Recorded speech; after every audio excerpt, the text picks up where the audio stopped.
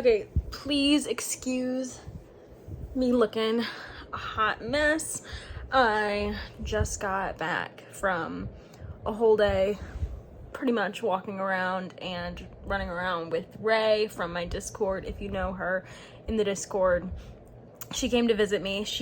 If you don't know, Ray is my friend who I went to high school with. We've been best friends for a long time, and she doesn't live near me anymore. She and her family moved when we were in high school, and so I've only gotten to see her a couple times a year, if that, especially recently with jobs and COVID and gas prices and all the things. So she's able to make a day trip in today, and we were able to see the new Jurassic Park, or Jurassic World, whatever it was, Jurassic New Dominion, I don't know, and walk around and go to a few bookstores. So I will show you what I got.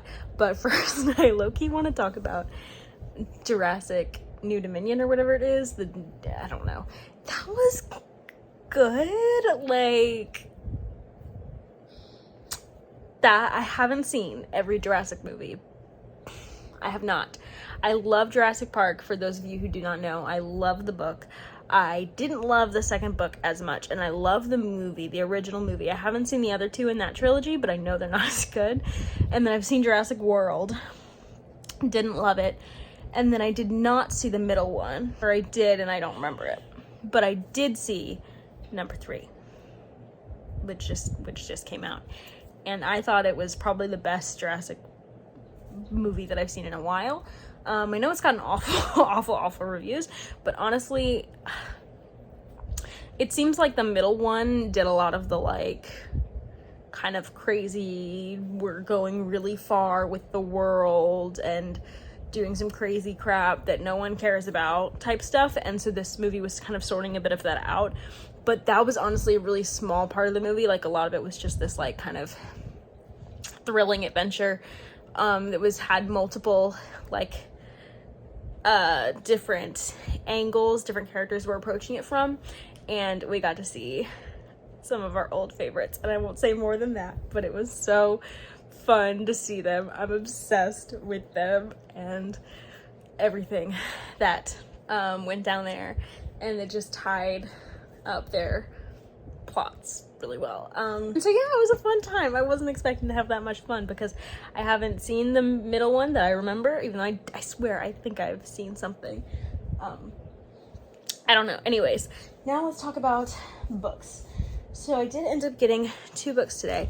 I did not do any clips, but I'm about to go visit my other best friend who lives not as far away, but she lives about an hour away from me, and during the school year when she's teaching and I'm teaching, we couldn't see each other very much. So now we're both on summer and I'm visiting her for the weekend, and so I'll definitely show you the sights, show you what we get up to. We're definitely going to go to a pretty legendary bookstore, one of my favorite indie bookstores ever. But I wanted to show you what I got today. So here's my philosophy when I'm trying to buy books out, because, okay, I don't like supporting Amazon. Let's just get that straight. However, sometimes you can't beat Amazon's prices, and I don't love doing that. And so, like, once I have, you know, more stable income, because I have been, like, a full-time student for a while now, working for free, I will hopefully be able to lay off a bit on purchasing from Amazon. And I no longer buy from Book Depository if I'm buying from the UK, just because I don't like Amazon as a company and they own Book Depository. I shop from Blackwell's. But this is not me judging you if you use Amazon. I use Amazon. Like, I don't think you can really get away with it, but I just don't like them as a company. I mean, I still have Audible. Like, I give more of my money than I would like to Amazon, and so I try to cut it out where I can. But sometimes I don't want to pay like $28 for a adult fantasy new release, you know? I think we can all sort of understand that. Anyways, was able to get 2 things that are hard to find on Amazon. So the first thing I got was His Majesty's Dragon by Naomi Novik. So I actually love this book. I gave it 4.5 stars. I read it last summer, almost a year ago now, like literally just about a year ago. I adored it. I thought it was so cute, so good. And so I wanted this beautiful edition because my Barnes & Noble had it. Because I'm pretty sure what they're gonna do is they're gonna all line up, like all the spines, all 9 books are gonna line up, and I really want that, and it's gonna have like a little dragon on it. I really want that. So I got this book. I'm very excited to have my own copy of it. I think it is beautiful, and it's like going for like $30 on Amazon. I think it's just because of paper and the supply chain and stuff. Like, it's not going out of print. Something that is somewhat going out of print. So I got a absolutely stunning book from an indie bookstore in my town. It's the only indie bookstore that I know of that doesn't do used books. There might be another one, but it must be new because this is the only one that has been there for any time.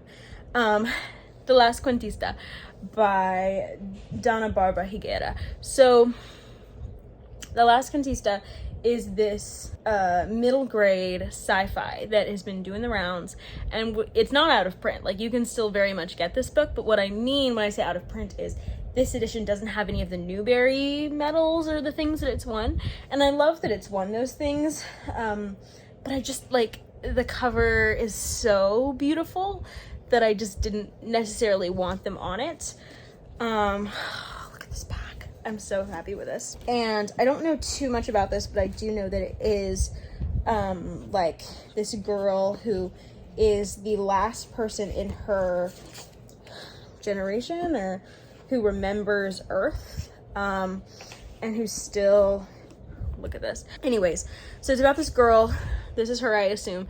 So Cuentista is like storyteller, and so she's the last storyteller. She's the last one who remembers life on Earth. She and her people are moving to another planet, and I'm pretty sure it deals with ideas of history and rewriting history and lies, alternative facts, if you will. But yeah, so it deals with that sort of thing, and it's middle grade and it's sci-fi, and so it just seems like it could be a really good choice. This book, I'll tell you what, right now, if I like this book, it's not going to my classroom. I cannot part with a beauty such as this. However, if I like it and if I think it is teachable, then I will be forcing my elementary school, not forcing, I'm not in an elementary school, I will be extorting, convincing my middle school to get copies for us to teach, because this seems like exactly the kind of book that I would like to teach and that my school would be open to investing in. But now let's talk about my actual reading. So it is currently Wednesday, and so I've read quite a bit. Let me get my little notes section. So I've already finished 3 books since we last talked, because I took a little bit of a break from vlogging. I waited too late to finish the last vlog, and so I kind of just put it off, and then I realized I can just like kind of end it and cut it off short, and so that's what I did. So the first thing is I read a whole book that I never told you about, and that is The Wastelands by Stephen King. And you know, it wasn't intentional. It was just in that break where I was like not filming. I was finishing up my job and I was not filming. I didn't tell you about it, but I did start it and I read it in 3 days because I just wanted to be done with it. And The Wastelands, if you don't know, is the 3rd book in the Dark Tower series, which is Stephen King's like fantasy magnum opus and my boyfriend's favorite series. It is not mine. I have given every single book in this series 3 stars, not 3 stars, 2 stars, but it's been 3 books so far. 3 2-star books. 3 2-star books. And this one, okay, so I felt differently about each one though.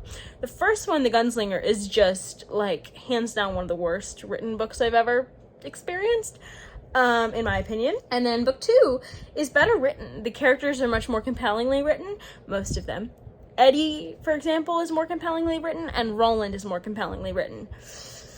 Odetta and Detta, if you've read the books, then you know what the issue is there, or you should know what the issue is there because you have common sense and you're not freaking Stephen King. And then book 3 was neither of those. It wasn't as compelling as The Drawing of the Three, but it also wasn't as problematic. And then it wasn't poorly written, but I still didn't like it. It was just like very blech. It was like boring.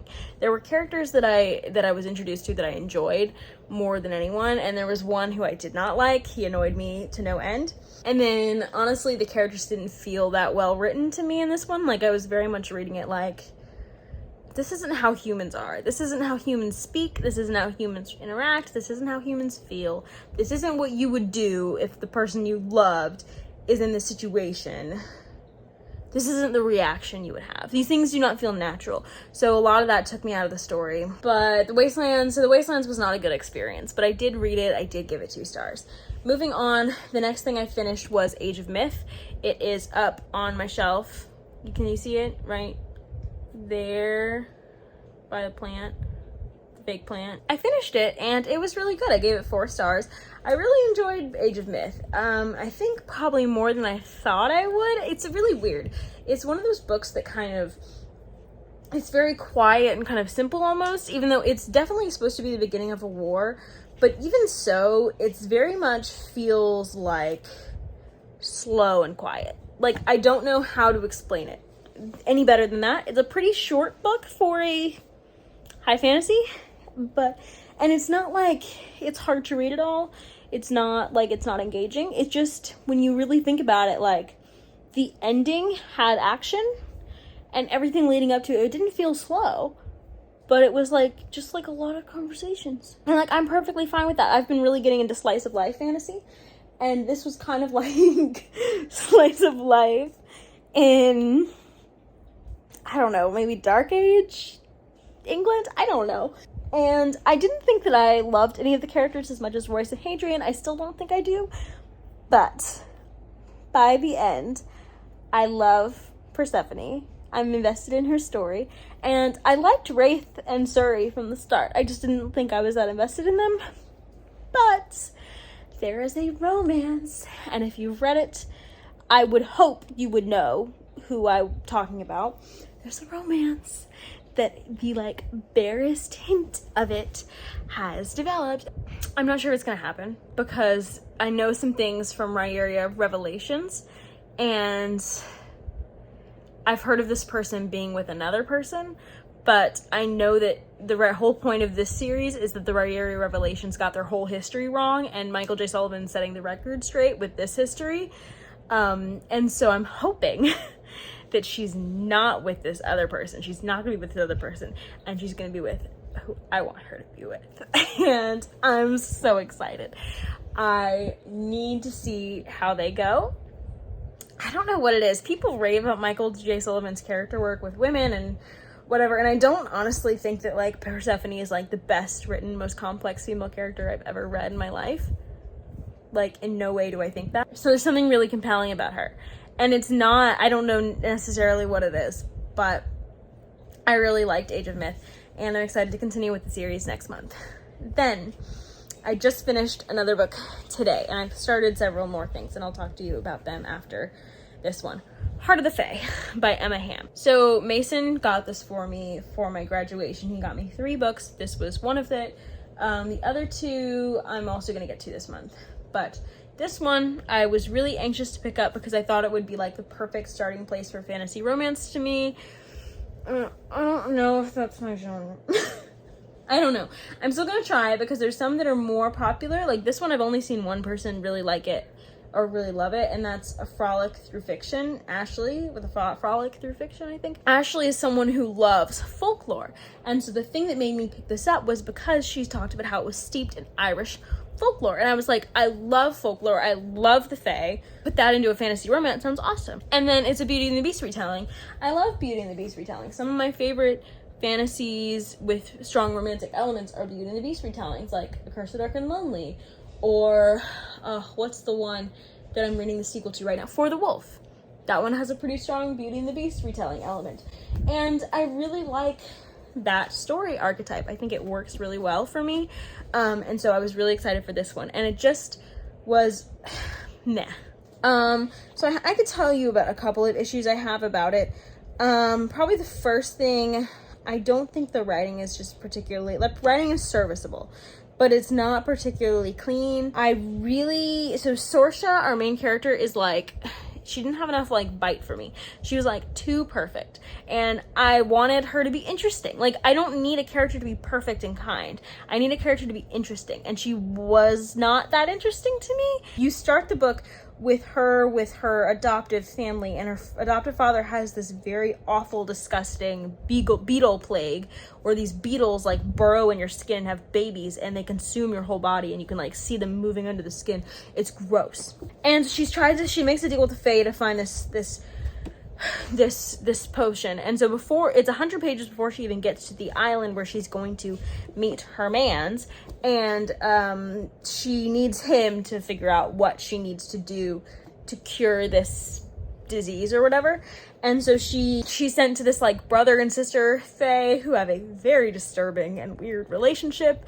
Not to mention, there was just weird stuff throughout this book, in my opinion, mostly with families. So we have the weird Fae, and then her family's like family business is a brothel, and I was like, what? Why are we doing that? What are we doing here? I don't understand. And the thing is, I don't have any issue with reading about sex workers or sex work. Like, it's written as a little weird because her father seems to be the head of this brothel, and all of his daughters work there. And then, not Sorsha, because he said that she was too good for it, or she was meant for something else, but the implication is too good. And so this book tries to be like very sex positive, because when in Sorsha's head, she's like, I respect my sister's profession. And it's not inherently, it wouldn't be inherently bad if the father didn't like contradict that statement and be like, Sorsha's too good for this, she needs to be doing healing. So that was one thing that annoyed me off the bat. It also annoyed me because it took us so long to get to this island, and so I was like almost ready to DNF it. And then we got to the island where our hero is exiled, and it's this mythical island in Irish mythology. So there's figures and creatures from Irish mythology. A lot of it's more Breton, like Brit mythology in general, not Irish specifically. It's kind of a mix of all of that, and so it's partially that, and partially because of just the general vibe, and like there's like inauthentic sort of things about it. Like, it doesn't feel very folkloric. It doesn't feel very authentic. It doesn't feel like it's really steeped in folklore as much. It more feels like it's using it for the aesthetics, and at times I liked the aesthetics. So the island they're on, I love this island in myths, and it's filled with all these different fae. Some of them are not Irish fae, so it wasn't as accurate, and if that's going to bother you, then just keep that in mind. It wasn't necessarily bothersome because I really liked the fae. The fae were my favorite parts of this. The cute little different fae. So we have like pixies, we have gnomes, we have boggarts, we have brownies. I loved them. And so she basically goes to this island, and it's very Beauty and the Beast. She like makes it her home, and she gets to know the man who lives there, who looks very beastly and different. And so my favorite part of it, and it got so much better when she started interacting with the Fae more, interacting with the world, interacting with the island. I would have loved a book that wasn't a romance, not with these characters, that is just this exact island transplanted into a different story that is more like slice of life, like House in the Cerulean Sea or something, because it was like the perfect setting for that, okay? It was literally so cozy and sweet and perfect. But this book tried to have a lot of plot. The romance was a little fast, and then the plots, there's like lots of things going on. There's this beetle thing, but then there's also like a bigger fae war thing kind of going on. This book is really only half of the story, and I did think that a good bit of it was dedicated to setting up that other story. And honestly, I would have not even liked more attention on the romance, honestly. I think the attention on the romance was appropriate. I just cared more about her relationship with these little fae and like her living on this island. I didn't love it, but it was pretty easy to read once I got to the point where she was on the island and we were more immersed in the world. I do think that it is only half of a story. I don't know if I will continue. I don't know if I want to continue that much. I'm not in a hurry to pick up anything else by Emma Hamm, and I gave this 3 stars because the island part was really enjoyable, but the fact that it wasn't my story and it didn't use folklore the way I want it those criticisms still stand. A couple other things. I have, let me see, I think like 258 pages into For the Throne by Hannah Whitten, the sequel to For the Wolf. When I started the vlog last time, I just barely started this. I've been only able to manage like 50 pages a night, and so I'm set to finish it Sunday. I still need to read my 50 pages today because I don't love this book. I think I find it less fun than Heart of the Fae now, because Heart of the Fae did have that cool island element to it.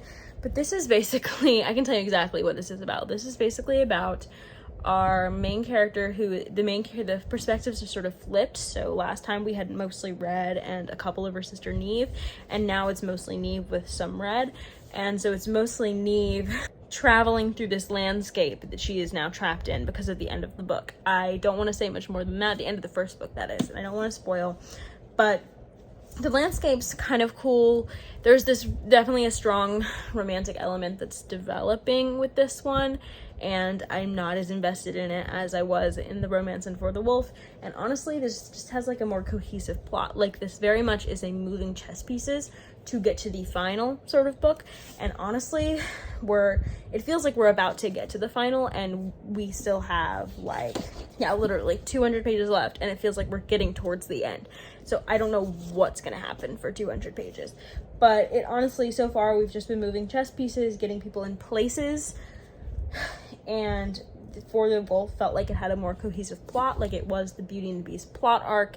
The characters had certain goals, they had certain like things they were trying to do and accomplish, so it made it more of a intriguing, cohesive plot. So the last argument of Kings, I'm behind where I want to be in it. I'm only 92 pages in. I would like to have been like 300 pages in by now, halfway done, because honestly, First Law is just not for me. So I don't know if First Law as a whole is, but the First Law trilogy, this first trilogy, is not for me. And honestly, I honestly think my tastes really align with Brightness Katie Reed's on this one. It is a bit too, I don't know. She describes it as dude bro-y, and I kind of agree.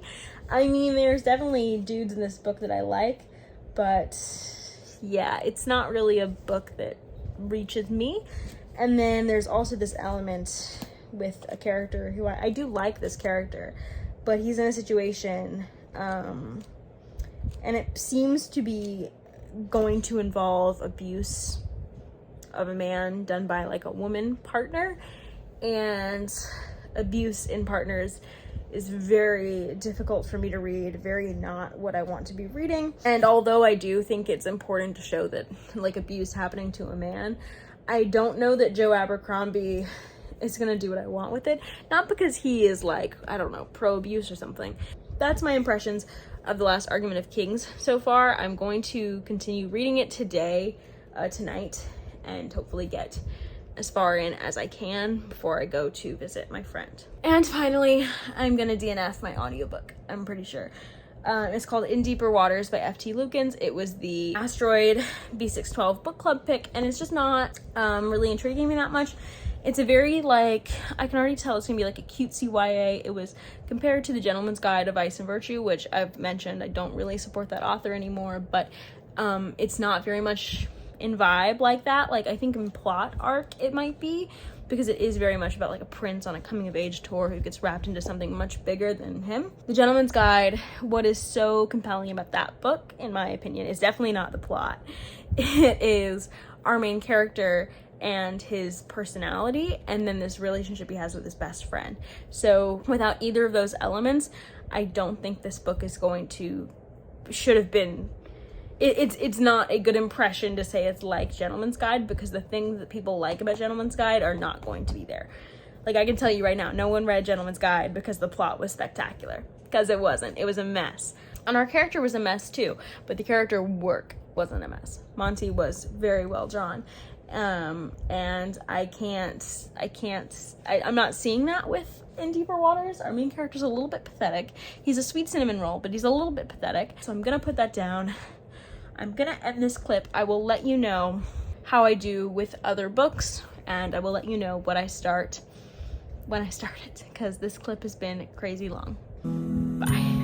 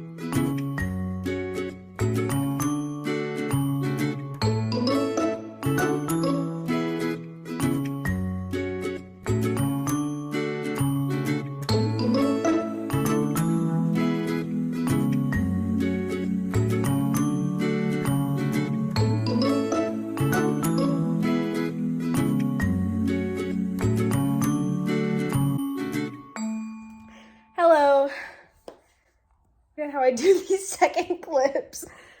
Hello, coming to you live, not live, this is pre-recorded, from Heather's living room.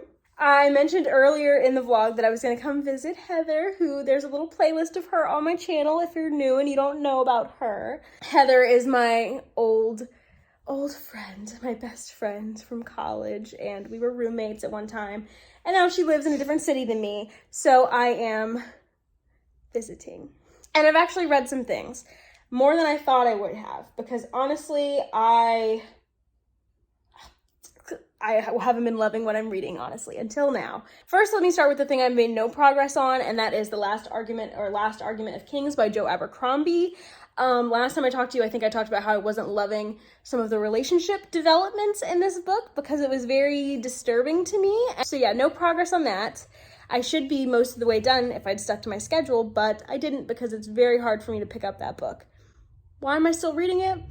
Mostly to get to Age of Madness. So if anyone wants to tell me whether they think I can skip the standalones and go straight to Age of Madness, please tell me, because I'd very much want to, but I've heard the exact opposite advice from everyone. So please let me know if anyone can give me permission to skip Best Served Cold and all the rest, because I'm not loving First Law.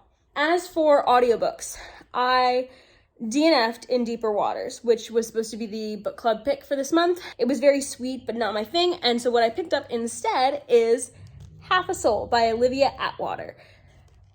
Guys, I'm loving this book so much so far. This is a fantasy of manners, absolutely 10 out of 10. It's like Regency England with magic, which ever since Jonathan Strange and Mr. Norrell, y'all know I love, or maybe you don't, but now you do. I love Jonathan Strange and Mr. Norrell. And Half a Soul, this one is very different than Jonathan Strange and Mr. Norrell. I wouldn't necessarily recommend it to fans of Jonathan Strange and Mr. Norrell because this is obviously a lot smaller in scale and it's definitely more romance focused than Jonathan Strange and Mr. Norrell ever was. I think I would recommend this to fans of Pride and Prejudice and fantasy, however, because we have a lovely protagonist who has half a soul, as the title would suggest. Basically, when she was young, for some reason, unbeknownst to me right now, her mother promised a fae her soul. And so when the fae came to collect his bargain, he was stabbed with this pair of scissors right here, and he was interrupted. So he only got to take half of our main character, Dora's soul. And so she's still left with half her soul.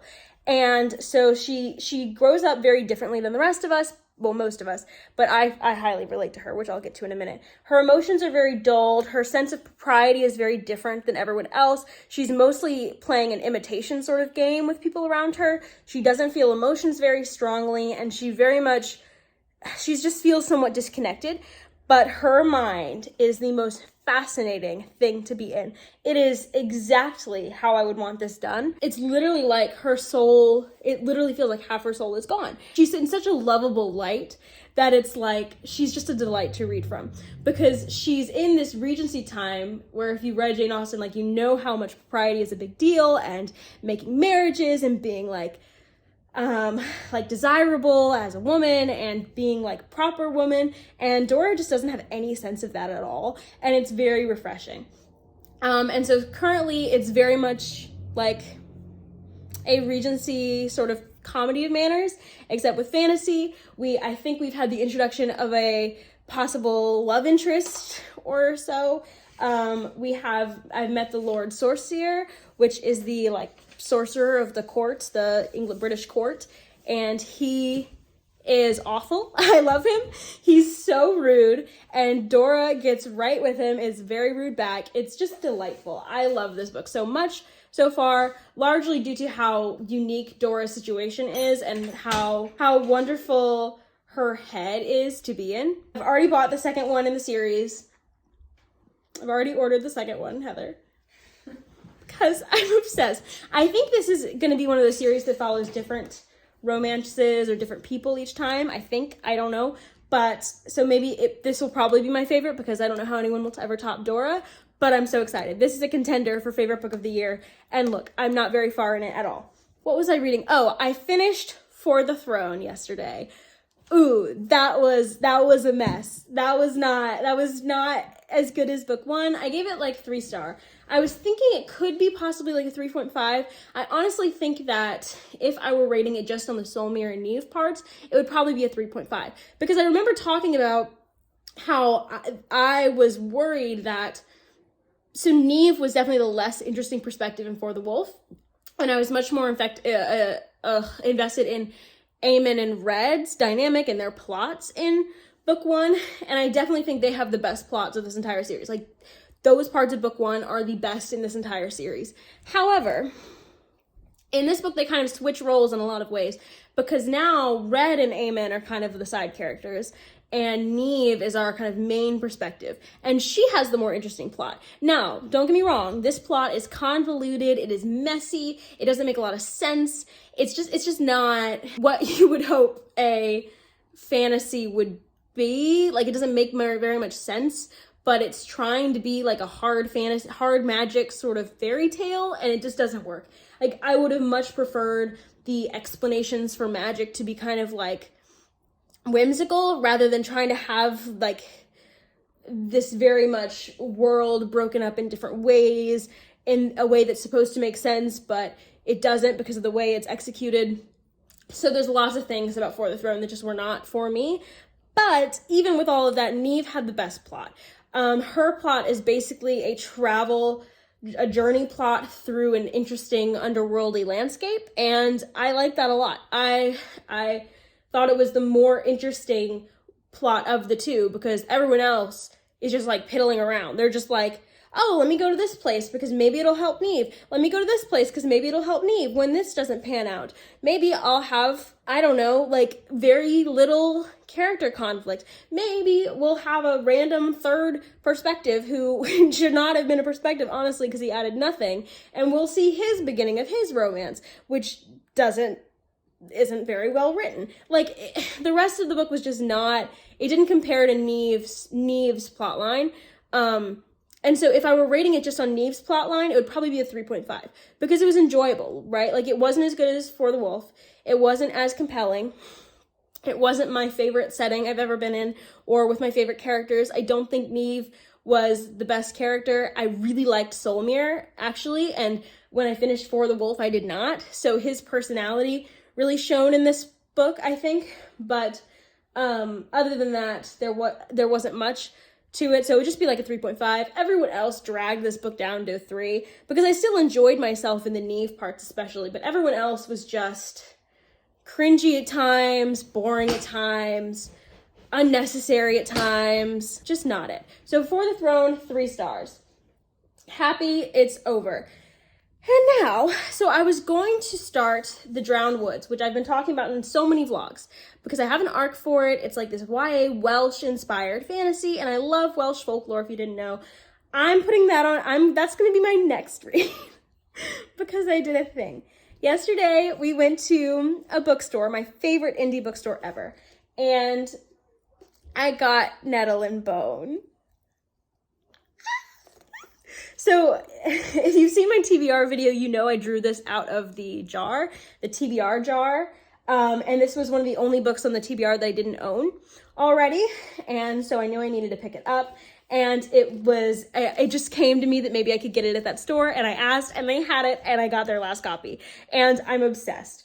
Not yet with the book. I've just barely started the book. I'm only a few pages into it. But as some of you may know, I love T. Kingfisher because I've read 2 of T. Kingfisher's books this year, and they've both been great. One of them was like a 4.5 star. I've raised it to because it was just so sweet and cute and a really great reimagining of the Snow Queen. That's Raven and the Reindeer. And I was lucky enough to read an arc of What Moves the Dead, which comes out in July. And that is the best horror book I've read to date.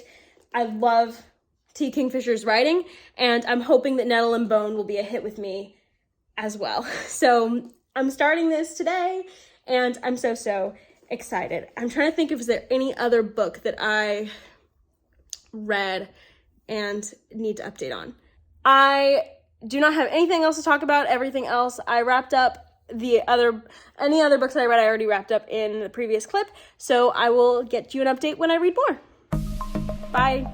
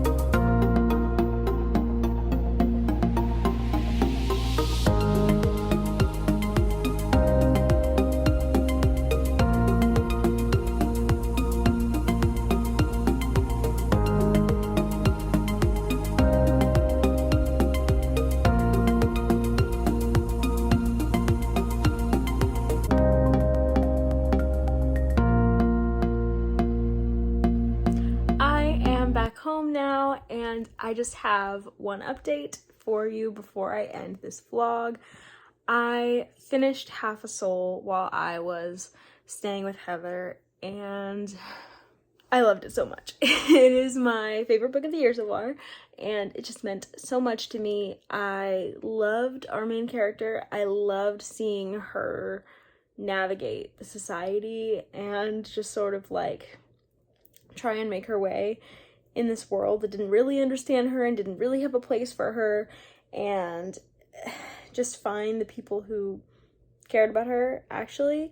And it was just like perfect in so many ways. Okay, it had flaws, but I don't care about them because I loved her main character. I loved her romance. It was so sweet, so cute. It gave me Jane Austen vibes, but it actually it discussed a lot of the social issues that Regency romance, like from the time, like Pride and Prejudice, Comedy of Manners from the time. I don't know about romance, but like Pride and Prejudice or Emma or something don't talk about. So like those books all are focusing on a very specific subset of society, and anyone in lower classes are just not mentioned, anyone who's not white are just not mentioned. And this book more spoke about war in a way that the Jane Austen books sort of dance around, and it spoke about people who are living in some of the worst conditions in London at the time, and I just loved that.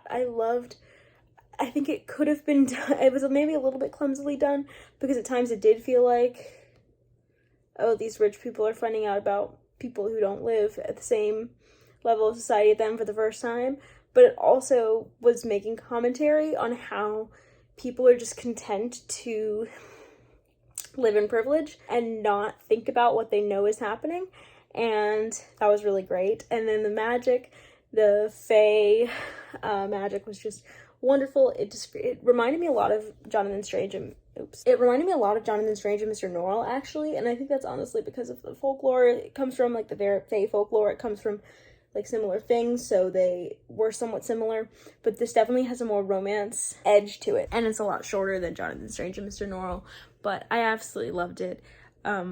It was full 5 stars. It's my favorite book I've read this year so far, and I loved it. I can't say anything else. I loved it.